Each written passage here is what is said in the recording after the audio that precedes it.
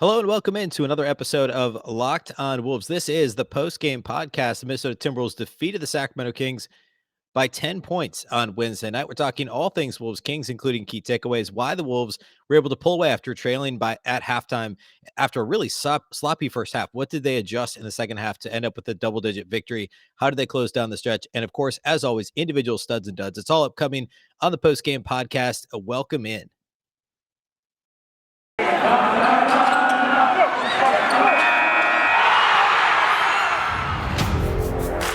You are Locked On Timberwolves, your daily Minnesota Timberwolves podcast.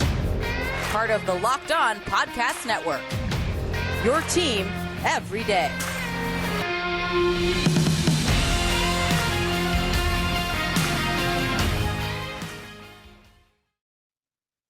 Hello and welcome to the Locked On Wolves podcast, part of the Locked On Podcast Network, your team every day. My name is Ben Beecken. I'm the host of Locked On Wolves. I'm also the co-editor of Dunking with Wolves, the Timberwolves site on the Fansided Network. This episode of Locked On Wolves is brought to you by McDonald's, proudly serving communities since 1965. McDonald's has always been more than just a place to get tasty, affordable food.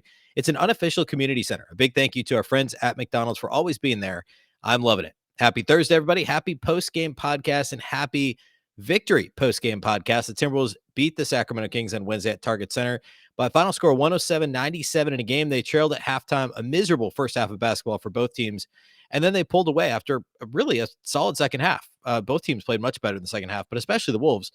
And we're going to talk all about it on the game today. We're going to talk key takeaways as well as individual studs and duds. It's all upcoming. Thank you, first of all, for making Locked On Wolves your first listen each and every day. Remember, Locked On Wolves is free and available on all platforms. That includes YouTube, as well as, of course, Apple, Google, Spotify, the all-new Odyssey app, and anywhere you like to listen to podcasts. You can also follow on Twitter at Locked On T-Wolves and at Beecken with two B's, two E's, C-K-E-N. All right, let's go ahead and get into this. So the first half of this one was, it was rough. One of the worst collective halves of basketball we've seen this year. And we've seen some bad ones. I mean, Wolves Pelicans, that one of those was rough. Wolves Magic was rough. There was a Wolves Clippers game there's a pretty bad half in there for both teams, but this was brutal. I think I tweeted out at halftime, Sacramento had like 10 or 12 turnovers and was shooting like 27% from the field, and the Wolves were losing by 4 at halftime. Not great for either team. The biggest issue for the Timberwolves was, again, missing open shots, but primarily on the glass, allowing offensive rebounds. We're going to talk more about that on the show today, but second chance points for the Kings. The Kings were just turning the ball over left and right. They were double-digit turnovers at halftime. They finished the game with, I believe it was 20 turnovers for the game. 20 total team turnovers for the Kings. And that was their biggest issue. Neither team really shot the ball well in the first half. The Timberwolves were a little bit better inside the paint. But again, turnovers for the Kings, allowing offensive rebounds on the Timberwolves side. And this was at halftime, it was 48-44. And honestly, I don't know how this game got out of the 30s for either team. In fact, Patrick Beverley was the only Timberwolves player in double figures at halftime. I mean, you look at the final box score, if you didn't watch the game, you'd have no idea that Edwards, Towns, and Russell all really struggled in the first half for the Wolves. Pat Bev was the only one in double figures. And I think he only had one basket in the second half. So weird first half of basketball. Third quarter, though, things started to really come together for the Timberwolves. After a pretty rough first half for Karl-Anthony Towns, the Wolves ran a series of things to get him open. And we'll talk a little bit more about that in the next segment. But basically, it was a series of screens from Jared Vanderbilt. I think there was a pin down and a flare screen on consecutive possessions. Once Towns popped out and made an open three. The next time he ended up using the screen to make I guess he got the ball and then had a dribble drive to the basket, tough layup.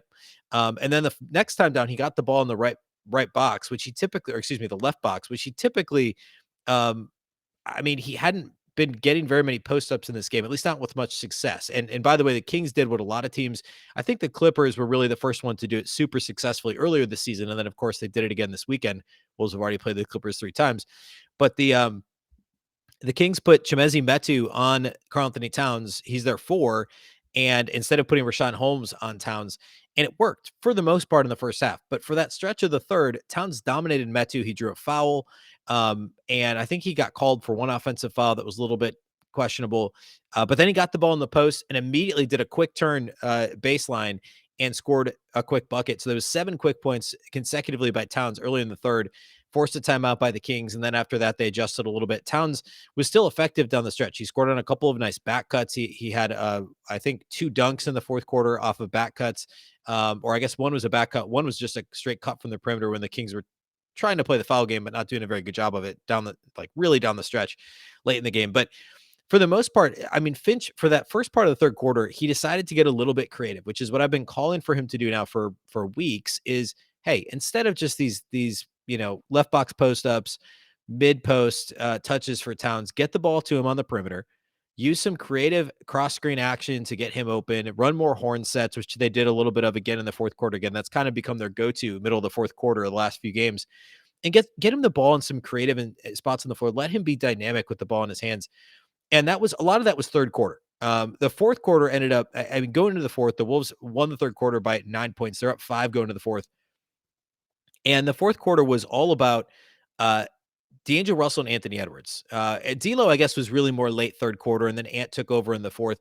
And the Wolves did, and again, we'll talk more about this here in a minute, but the Wolves devolved a little bit into the isolation, basically alternating isolation possessions between D'Angelo Russell and Anthony Edwards. There's a little bit too much of that.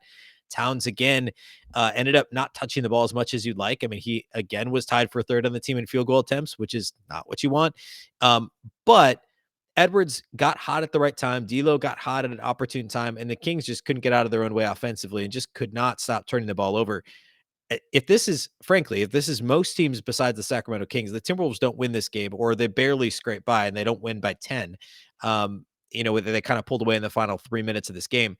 So it was still sloppy on the Timberwolves' part, and the offense is still very clunky. I don't think there's any denying that this was not. 3-point shooting, the Wolves still shot 27.8% from three, but they were so good inside the arc that they shot 50% from the field overall, exactly 50%. In fact, they were a little over 67. I think it was 67.4% on 2-point field goals, which is refreshing to see for the Timberwolves. A lot of that was Towns doing damage in the paint. Ant was very good at the rim. Naz Reid had a great stint in the first half. He obviously was still sore. He missed Monday's game with the foot issue, and he aggravated that in the first half. Jaden McDaniels was decent in this game, but really scoring around the room was just really impressive for Minnesota. And again, shooting the ball terribly from outside the arc. They're going to continue to be the league's worst 3-point shooting team after this one. That was an issue, but in the paint, good enough, forced enough turnovers and allowed the Kings to make enough mistakes that they were able to kind of pull way down the stretch in this one. Next, what I want to do, so I want to isolate 3 key takeaways, 3 to 4 key takeaways from this one. What can we take from this game, apply moving forward? The Wolves are back at it again in 24 hours against the San Antonio Spurs. So we're going to break all that down next segment. First, though, let's talk about our friends at betonline.ag. We're back, and we're better than ever. A new web interface for the start of the basketball season and more props, odds, and lines than ever before. BetOnline remains your number one spot for all the basketball and football action this season. Head to the new updated desktop or mobile website to sign up today. Receive your 50% welcome bonus on your first deposit. Just use the promo code LOCKEDON to receive your bonus. From football to basketball, NHL to boxing and UFC, including your favorite Vegas casino games. Don't wait to take advantage of all the amazing offers available for the 2021 season. BetOnline is the fastest and easiest way to bet all your favorite sports. Again, promo code LOCKEDON for a 50% welcome bonus on your first deposit. BetOnline, where the game starts.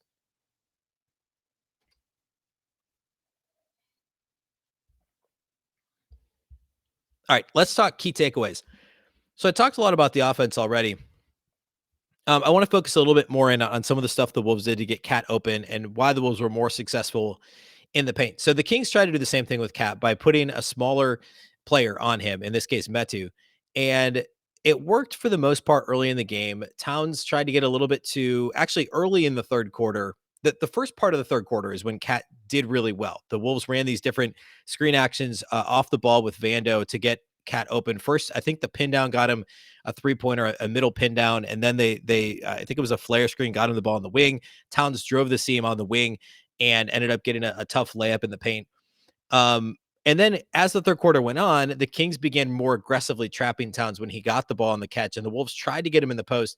He had, I think, 3 turnovers on those crazy like scoop passes that he flings cross court. I believe one went out of bounds. A couple were intercepted. It was just really bad. And then thankfully, D'Lo kind of took over the offense there after having a relatively inefficient first half. D'Lo did. He had a really good third quarter. And This was another case of the Wolves decided to be creative with Cat. Then they went away from it. The other team adjusted. The Wolves didn't adjust back, and they got bailed out by D'Angelo Russell having a strong 3 or 4 minute stretch, which he's capable of doing, certainly. And frankly, outside of that stretch and maybe a little bit in the fourth, D'Lo was not overall that great in this game.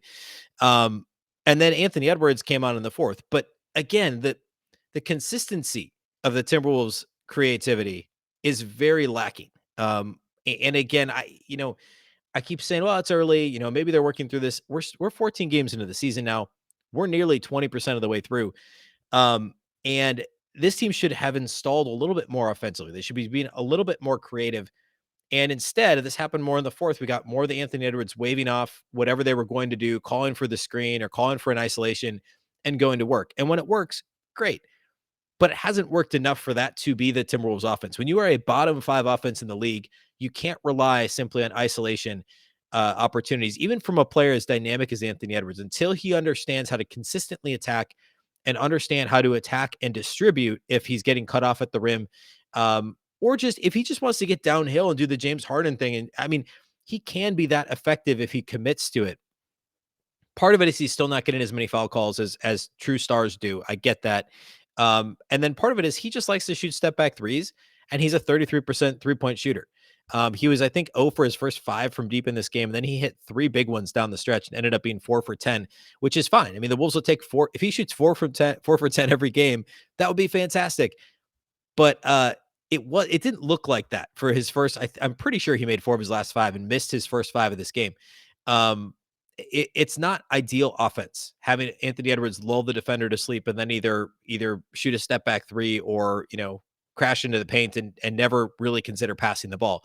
The offense devolved into that after the Kings took away what the Wolves wanted to do initially with Towns. Then it became Anthony Edwards' show, and it worked this time. It's not going to work every time, and that's my concern. I think the best way of putting this, by the way, is the Wolves right now are kind of a my turn, your turn offense, right? D'Lo gets the ball. So the first half, I mean, D'Lo shot like 5 contested mid-range jumpers, which again, when D'Lo's on, it's a good shot because he's one of the better mid-range jump shooters in this game. But he wasn't on early in this game. He just kept firing up these really questionable mid-range jumpers. And it felt like a my turn, your turn situation. D'Lo takes a shot, and then he says, okay, Ant, now you go isolation, and you take a really difficult step back 3. And then it's Cat, and Cat's like, well, I haven't touched the ball in a while. I got to fire it up as soon as I get it. Or I got to crash into the paint and crash to the floor and almost hurt myself. And then, the Kings are going 5-on-4 the other way because I'm still laying under the basket. That's one of the kind of, I don't know. I don't really know how else to quantify it other than it feels like a my turn, your turn offense with those 3 guys. And you can tell that everybody else kind of shuts down. And then we wonder why Malik Beasley can't get on track. We wonder why Jaden McDaniels, there's lots of reasons why Jaden McDaniels hasn't really gotten on track. But I mean, when Patrick Beverley's your 4th best offensive player, that's not by design. That's not what is supposed to happen. He's supposed to be your 4th or 5th option who's going to stand there and, shoot, knock down wide open threes. But he's actually been the 4th best offensive player on the roster this year. And that's not, you can't draw it up that way. Pat Bev's going to miss some games. He does every year. He's also theoretically your backup point guard. You can't have him be your 4th most reliable offensive player. We'll talk more about Beasley in just a little bit.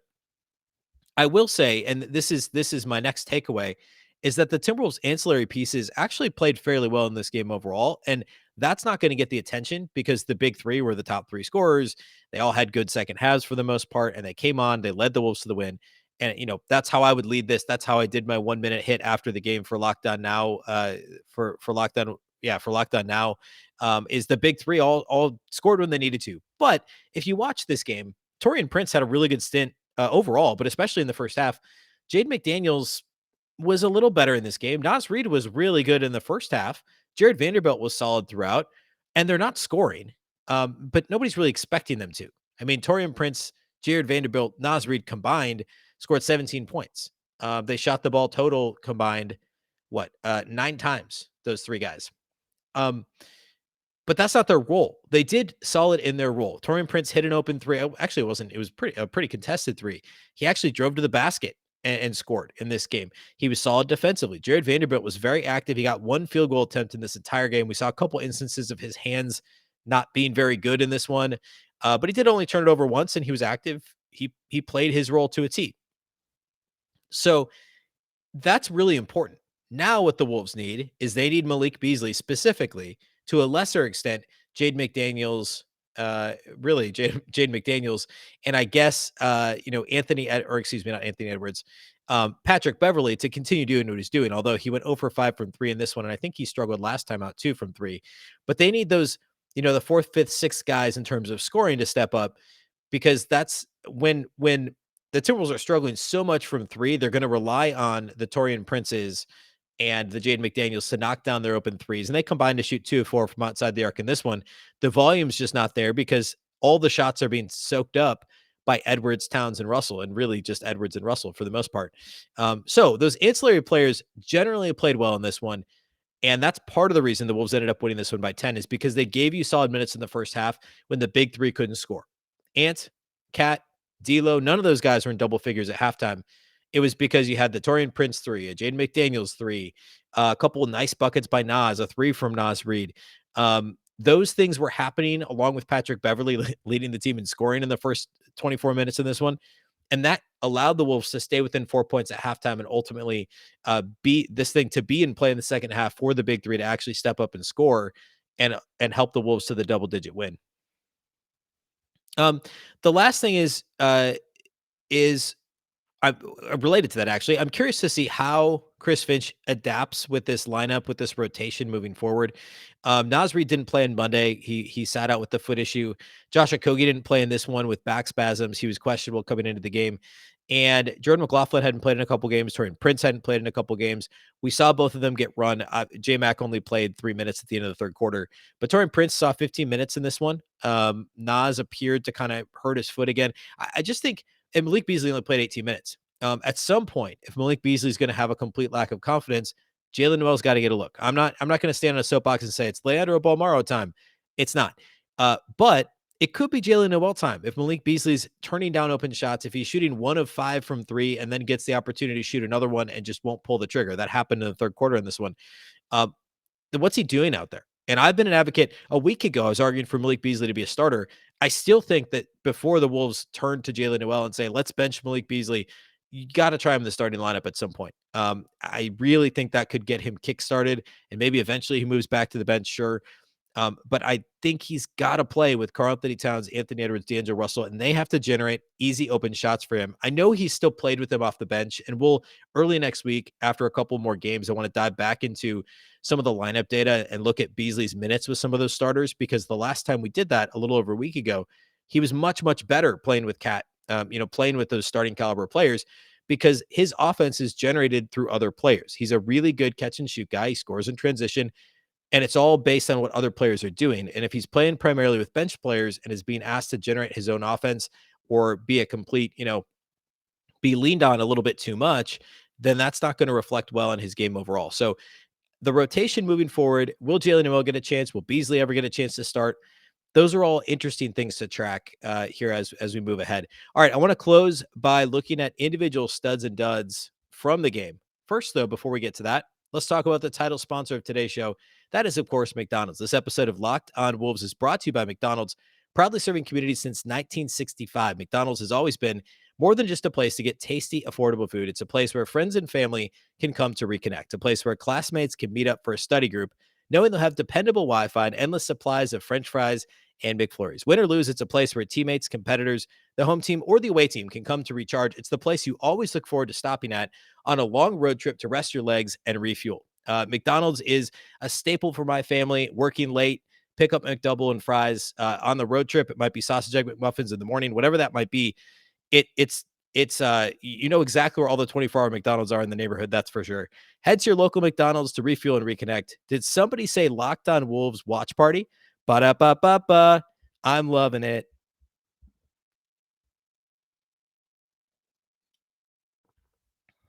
All right. Let's go ahead and talk studs and duds, individual studs and duds from this one. So we have to start with Anthony Edwards. He was pretty quiet in the first half, and the third quarter, he had some pretty bad, and actually even early in the fourth, there were some pretty bad isolation possessions from Ant, where he just kind of, I talked about this already, so I don't want to spend too much time on it here, but he called his own number, and it wasn't all that pretty. However, he hit a couple of huge threes in the second half. He had a couple of nice drives to the basket, finished with 26 points on 11 of 24 shooting, 26 on 24 shots. Isn't ultra efficient, obviously. He was 4 of 10 from outside the arc. Somehow he didn't attempt a free throw. There were a couple of plays that he definitely was fouled on and there wasn't a call, but that's something he's got to continue to work on.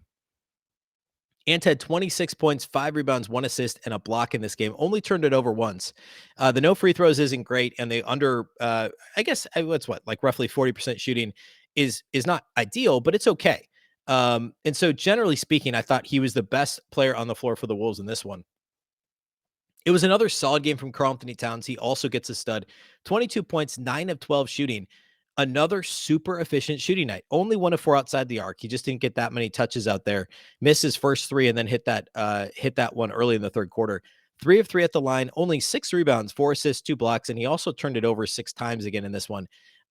There was an offensive foul. There was a travel. He threw the ball out of bounds. Just a little bit too much trying to be Nikola Jokic, I think, maybe sometimes with the weird underhanded, like softball fast pitches to the opposite corner. He's got to cut back on those. He went through that phase last year too. And rebounding, I understand that the Wolves are putting a lot on him because when Jared Vanderbilt's not on the court, it's either Cat or nobody that's going to get the rebound, quite frankly. I mean, total, the Wolves bench, this is insane, by the way. The Wolves bench combined for 7 rebounds in this game. The Wolves played 6 guys, or 5 if you want to throw out Nathan Knight, who just played garbage time. They combined for 6 rebounds. 5 players combined for 6 rebounds off the bench. Jared Vanderbilt led the team with 7 rebounds in just 25 minutes.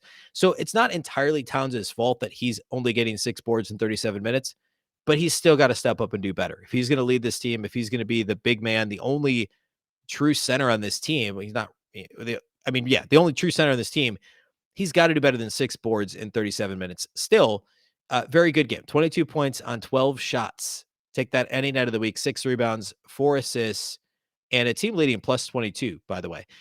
So he also gets a stud. The third one for me, if Naz Reid had come back and played, the first half was stud worthy for Naz Reid, but he didn't do as much in the second half simply because it looked like he got a little bit banged up. I'm going to give it to Patrick Beverley. I know he only had 1 basket in the second half. There were a couple of iffy turnovers from him as well. And actually some surprising defensive lapses as well, if I'm being honest. And he also shot 0 of 5 from 3. So, I mean, I guess I'm giving reasons why he shouldn't be, but Pat Bev kept this team in the game offensively in the first half, which again, simultaneously says great game by Patrick Beverley, terrible first half by the Timberwolves offense, and the Wolves are clearly relying way too much on Patrick Beverley. But 14 points, 7 assists, 6 rebounds, 3 blocks, and a steal for Patrick Beverley in 34 minutes. 5 of 12 shooting, 0 of 5 outside the arc. That means he was 5 of 7 inside the arc. He also made all 4 of his 4 free throw attempts. Patrick Beverley, the Wolves, I said this the other day, and I mean it, the Wolves are overextending him, and I'm worried about his durability moving forward. He already missed the one game with the, I think it was a calf issue a couple weeks ago.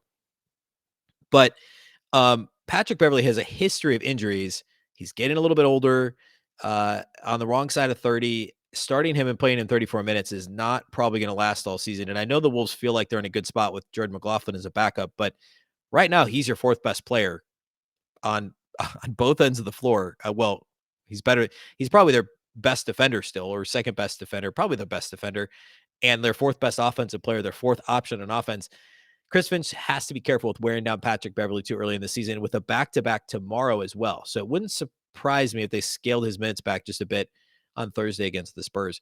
Duds for this game, Malik Beasley leads the way in the dud category, 4 points in 18 minutes on 1 of 5 shooting. All of his shots were 3-pointers, 1 of 2 at the line, only 2 rebounds in 18 minutes, 1 steal, no assists, 4 points on 5 shots, 2 rebounds, no assists in 18 minutes for Malik Beasley. I don't know what else to say that hasn't already been said, but I mean, they've got to figure this thing out with Malik Beasley. We're now 15 games in or 14 games in, and Malik Beasley's got to be a big part of this team if they're going to go to the playoffs. So whether that's trying him in the starting lineup, taking him out of the lineup taking him out of the rotation entirely and see what happens, maybe plug Jalen Noel into a 6-man type role. But it can't happen this way. He's the only one, really. Everybody else on the team, for the most part, played well. D'Lo had a rough first half, came on strong in the second half, 17.7 assists, only 2 turnovers, 6 of 15 from the field. He struggled from 3 again. He was 1 of 10 on Monday, 1 of 6 tonight. So 2 of 16 in his last 2 games from deep for D'Angelo Russell, which means 2 things. 1, he's trying to shoot himself out of the slump. And 2, he's going to eventually. And whether that's Thursday or Saturday, whenever it is, he's going to go bonkers and make a bunch of threes. And thankfully, the Wolves are able to pull this one out with another inefficient D'Angelo Russell performance. And again, as a team, I mean, they got to the line 18 times. They shot 50% from the field. It's just that 3-point shooting that remains one of the league's worst marks. I think I said earlier they're last in 3-point percentage. That's not true. They're like 26th or 25th. I think they'll probably be a little lower than that after this game. They're last in rebounding, which by the way will remain true because they were a minus 12 on the glass, minus 10 on the offensive glass in this one. But the 3-point shooting continues to plummet for the Wolves, and it's got to correct itself at some point, just simply because there's too many good shooters on this team for it to be as bad as it has been. But that's certainly notable. All right, Wolves Spurs on Thursday night. We turn around, we do it again tomorrow. Not really going to preview that matchup since it's the post game pod, but just know that this is another winnable game for the Wolves. They really should win. The Spurs are 4-10, and a game obviously at Target Center. They've lost 3 in a row, and they've lost most recently at the Clippers and Lakers, just like the Wolves did. They lost to the Mavs. This is a Spurs team that beat the Kings by 19 just a few days ago. But they've also lost to the Thunder and the Pacers this year. Besides that, though, they've had a pretty difficult schedule. They've lost to a lot of good teams. The Lakers a couple of times, the Nuggets, the Mavericks twice, actually 3 times to the Mavericks. So it hasn't been an easy schedule for the Spurs, and they're certainly dangerous. And again, with the Wolves on a back-to-back, the Spurs are not. The Spurs did not play on Wednesday.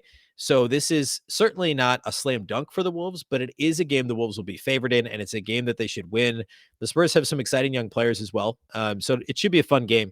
But hopefully the Wolves can pull. They're now 5-9. Hopefully they can pull up to a 6-9 record following Thursday against San Antonio. All right, that's all we have for you today. We'll, of course, have a post-game pod again tomorrow following Wolves Spurs. Be sure that if you're not already following or subscribed to the show, that you do that. Wherever you listen to podcasts, thank you for making Locked On Wolves your first listen every day. A reminder, we're also on YouTube, as well as Apple, Google, Spotify, and the all-new Odyssey app. You can also follow on Twitter at Locked On T-Wolves and at Beecken with 2 B's, 2 E's, CKEN. A reminder that Locked On Wolves is part of the Locked On Podcast Network. Remember, the Locked On Network is your local experts on all the biggest stories. Once again, I'm Ben Beecken. This is the Locked On Wolves podcast, and we'll catch you next time.